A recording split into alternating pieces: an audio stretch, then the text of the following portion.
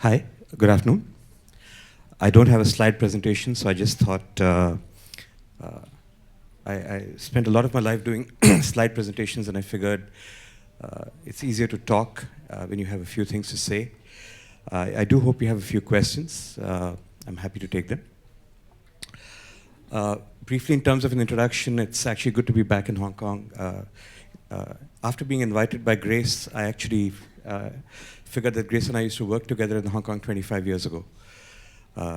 She was 3 years old then. So it's good to be here. I used to be a creative director at Ogilvy and Mehta, and I've since, after that I helped run creative at a US digital agency on the West Coast, where I helped design and launch Amazon. I designed and launched Yahoo globally. I went back to India to run a television channel called Channel V, sold it to Star TV, and have been investing in companies in India for the last 15 years. I want to share about what I've learned in these 15 years and what might be interesting to some of you. And what's really different about the world I grew up in the 80s and the world that I live in and my companies grow up in today. So today, I help run a fund called Seed Fund. I also have other investments of my own. Together we have about 48 or 49 companies, I'm not sure what.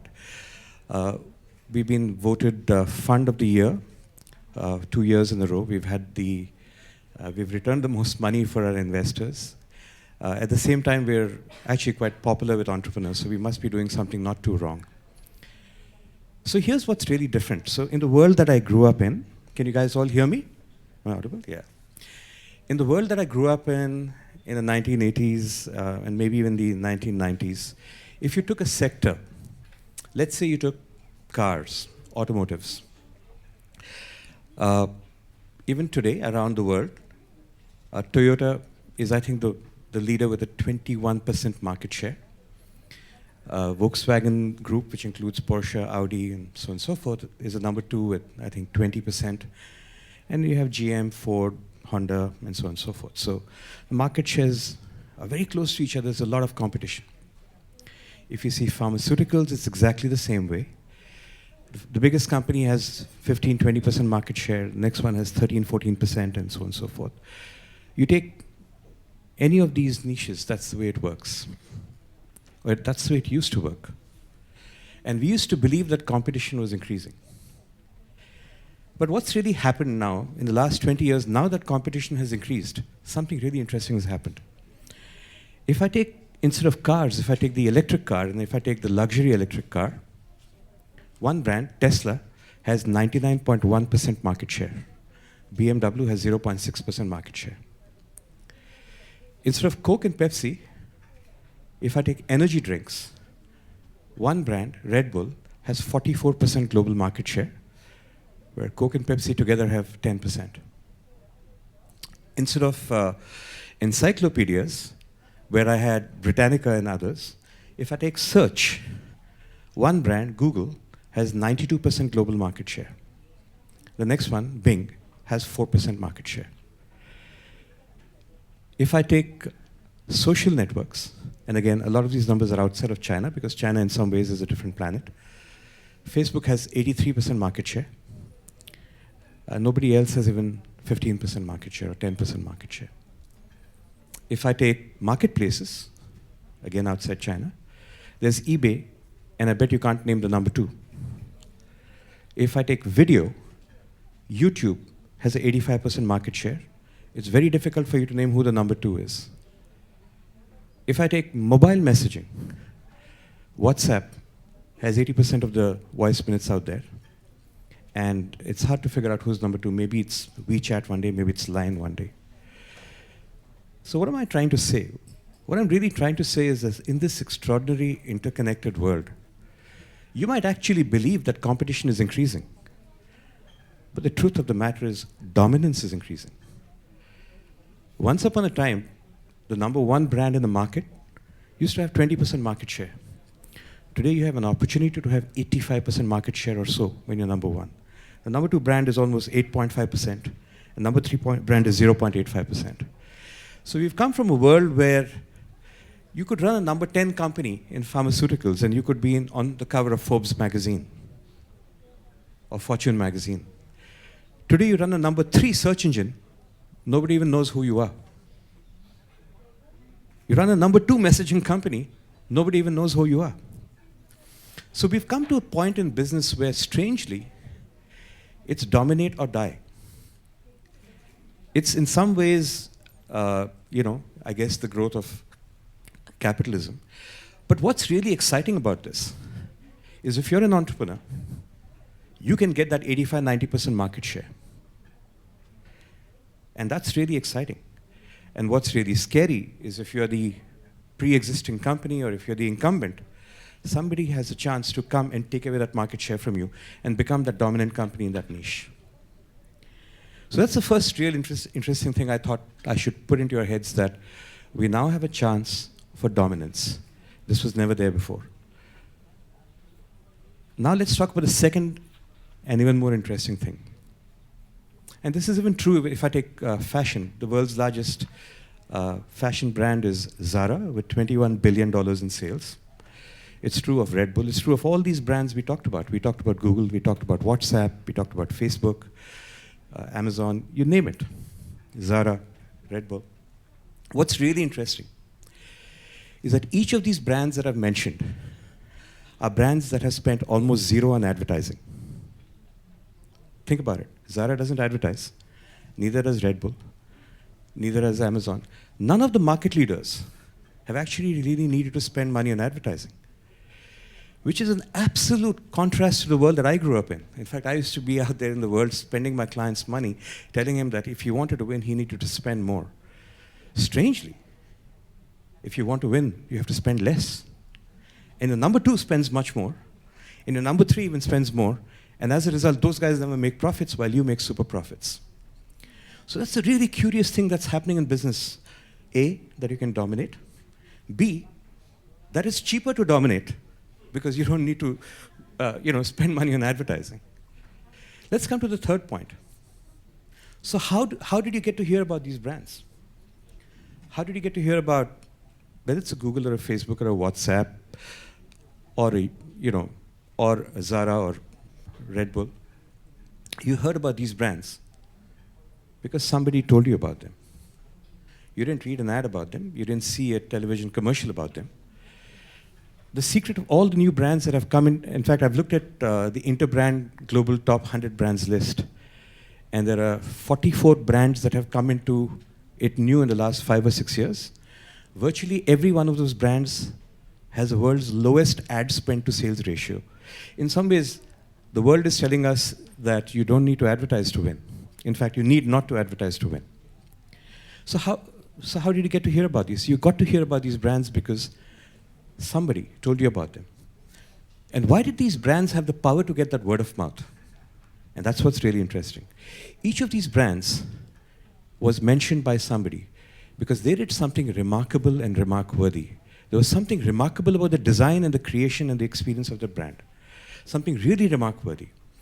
Increasingly, with the companies that I've invested in, we've been pushing for that. How do we create remark-worthy companies, whether in fashion, whether in consumer products, where these companies and these brands can actually go by word of mouth? We now have a network called the internet that spans 4 billion people out of the 7 billion people on Earth. And most of these people are on mobile phones. So there is a network that already exists that can take the information across for free. What's really now needed is the ability to create a message that has the power to pulse by itself under its own weight and go through that network. Can you be remark-worthy? That's what you liked about the commercial that you saw. There was something really remark-worthy about saying, okay, fine, this pair of jeans was actually torn apart by a tiger. I bet that it never ran on television. It probably just went on YouTube for free. And now you'll go back and you'll tell 10 people that there's a brand that's actually torn apart by bears. Because somebody has done something remark-worthy. Right? How do you come across this remark-worthiness? And this is really the process of invention or the process of innovation. Often we do it the wrong way. I'll give you a good example. Many of you have heard of WhatsApp, the messaging company that got bought by Facebook for $21 billion.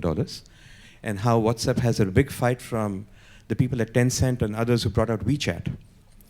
For the longest time, WeChat believed that it could take on WhatsApp by adding features. So WhatsApp, for instance, only works on a mobile phone, does not work on the tablet, does not work on the phablet, does not work on the desktop, while these guys did not do video for a long time and did not do audio for a long time, while WeChat said we're going to add all those features.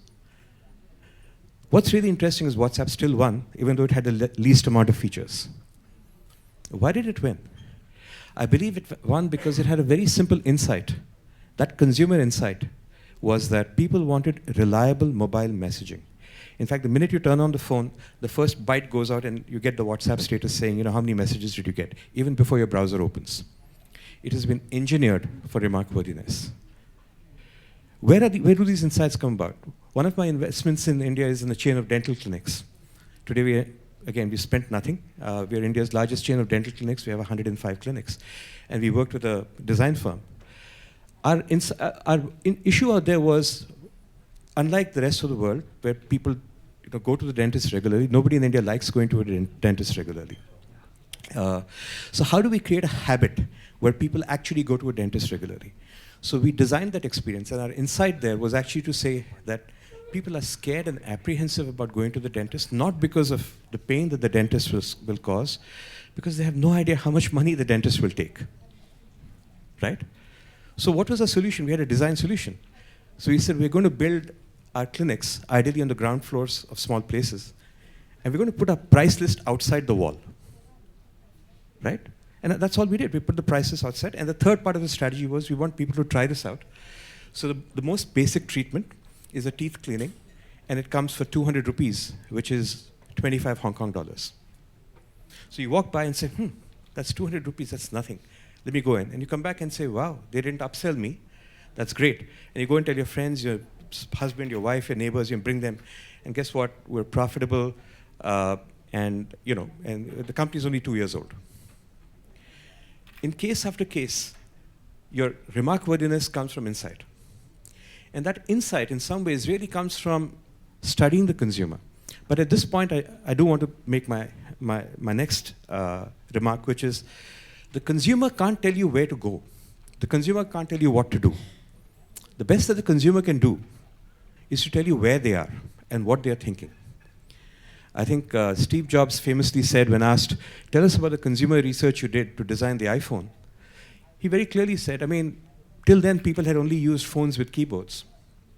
And if you went to a consumer, the consumer would say, give me a phone with a very good keyboard. And I think somewhere his insight and his understanding of technology said, I know what people want and need.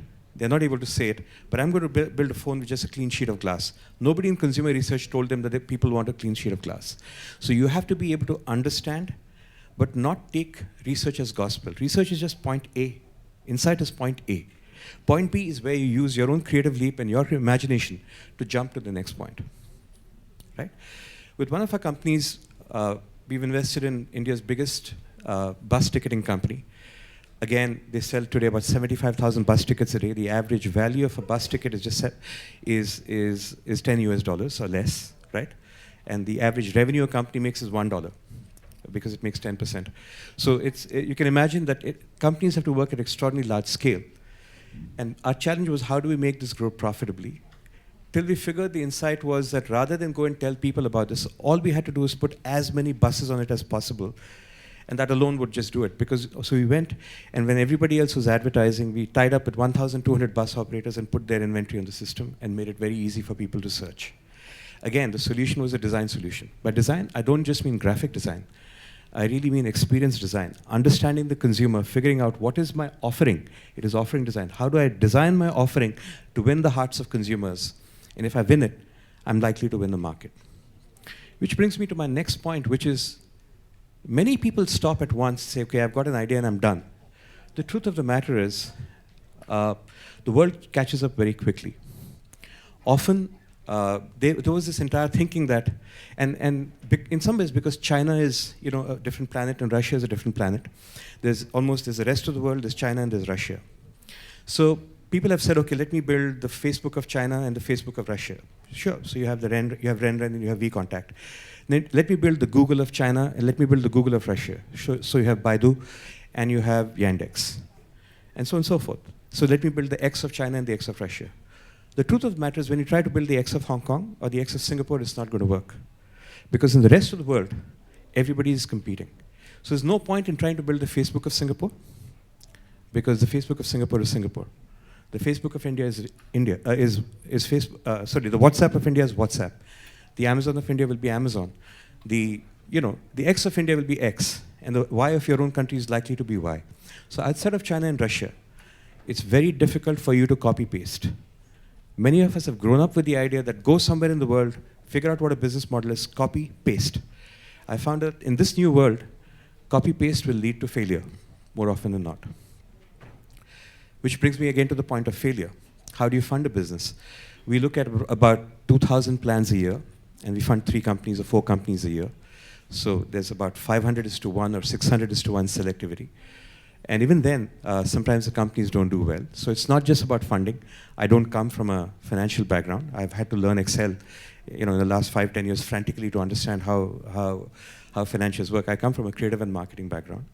But a lot of it is to really understand how do you give a company enough money to figure out what's right or what's wrong, and at every step figure out, is there a go, is there a no-go? If this company's not going to go far, let's stop it right now. And let's encourage the entrepreneur to do something else and fund him in that. So we actually reward failure. If something doesn't work, rather than punishing the entrepreneur, we say, fine, let's stop that, let's try something else, and we'll continue to back you. We figured that because it's very hard to learn from success, you can only learn from failure. In fact, failure is your best MBA. So keep failing. Just try not to fail at the same thing twice, because that makes it a little sad. I will now come to 1 or 2 more points I'll make, and I think I'm probably coming to the end of my talk. When it comes to creative thinking and design thinking, we are very often stymied by how we are brought up and how we grow up. I certainly do know, even when I lived here, parents in Hong Kong are very similar to parents in India or parents in China. They really force their kids to study very hard. You make sure you get the highest marks, because without that, you don't get into university, and so on and so forth. It's the same story out there. I went through the same thing till I dropped out of college, and I got kicked out of the house. I've been on the streets since I was 17. So you guys are probably far more educated than I was. But I think the key thing out here is that if you bring up your children to be scared of failure, they're never going to be successful entrepreneurs. If you bring up your kids, if everything in the curriculum out there is really all about ensuring yourself that you won't fail, then you're ensuring that you won't succeed. You have to allow people around you to fail. You have to allow people to chart a different path. There's been enough in history that's proven that virtually every textbook that you've read is wrong. Virtually everything you've read about business, the rules are changing. And unless you allow that experimentation to happen, unless you allow, and if a kid is doing something remarkworthy, that's great. In fact, what we try to do often with our kids is drive them into less remarkworthy, more boring paths, rather than what naturally comes to them. I will now probably end in one point. No matter what you do in your enterprise, you can build an enterprise to sell it, go public, be acquired, or you can build an enterprise to stay and build it over a long term. But whichever course you take, whatever direction you pick, one thing you will really understand and you will appreciate is, if you pick the direction which has better design thinking, a better designed offering, far more creative and sharp focused thinking out there, the fact that you've actually offered a course, a path to continuous consumer delight, where okay, fine, I've done this won't last forever, I'll do something else. And Google's a great example of that. They started with with search, and they won search. Then they went to maps, they won maps. They went to video, they won video. They went to social, they lost social. It's okay, it doesn't matter. They went to operating systems, they won operating systems. They went to something else, they lost something else. It's perfectly fine. You've got to almost keep reinventing your company. What is this path of continuous consumer delight, where you say, okay, 3 years from now, I've got to do something else that's really got to delight my consumer. If I don't do that, I'm dead. Because if this is all I have, remember, once upon a time, Yahoo was great. Today, nobody talks about it, because they've failed to create something new. So what is this path of continuous consumer delight that you offer? You chart that path out, and no matter which way you go, if you do this with design thinking and creativity at your focus, you will always make a lot more money, and you'll always make a much greater impact. Thank you very much. My name is Mahesh. I'll be with you.